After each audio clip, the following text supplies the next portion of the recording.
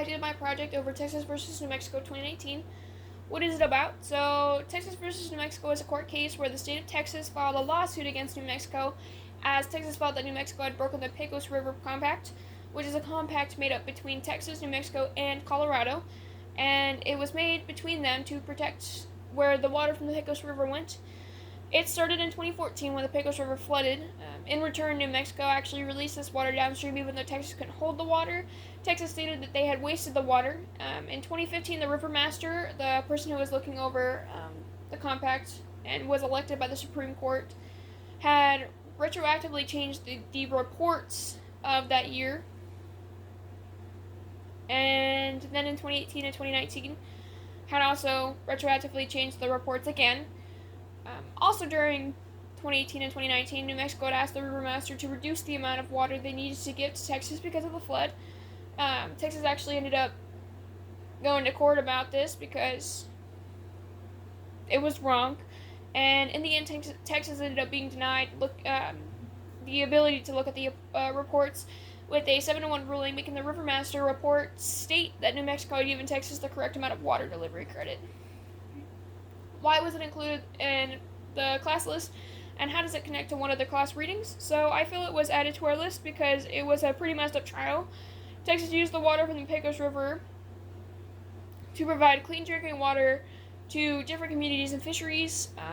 It also houses and feeds many of the wildlife and aquatic life around this area.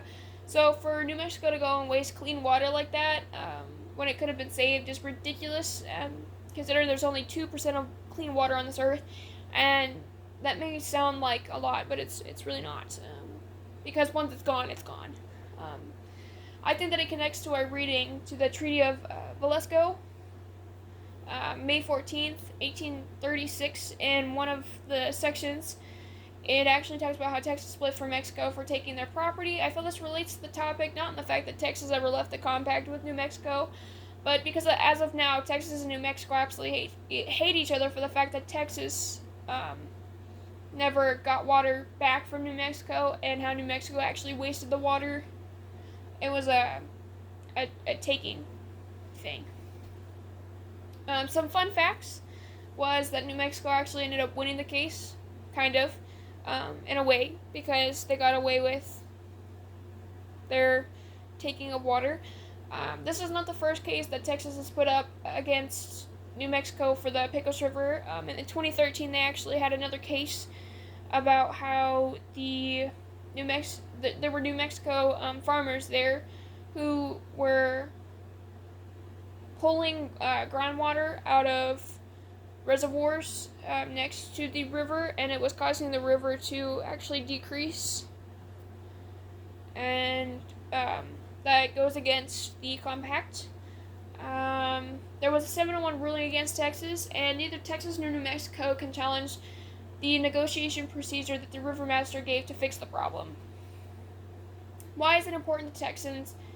And how does it connect to something we discussed in class? So I feel it's important to Texas citizens as they are losing water that is kind of precious to us. With them pulling what they did, it most likely ruined not only the ecosystem, as it was flood water that came just straight at Texas, but the future intake of water for citizens that needed it. If they would have saved that water, there could have been more water in the future. Who knows?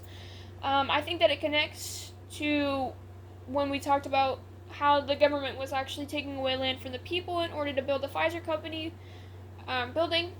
They did end up making the building even after they took all these people's homes, and they never actually gave the land back. And I feel this relates to the situation because Texas never got water credit back from New Mexico, or enough water credit. My questions are, why do you think the Supreme Court... No.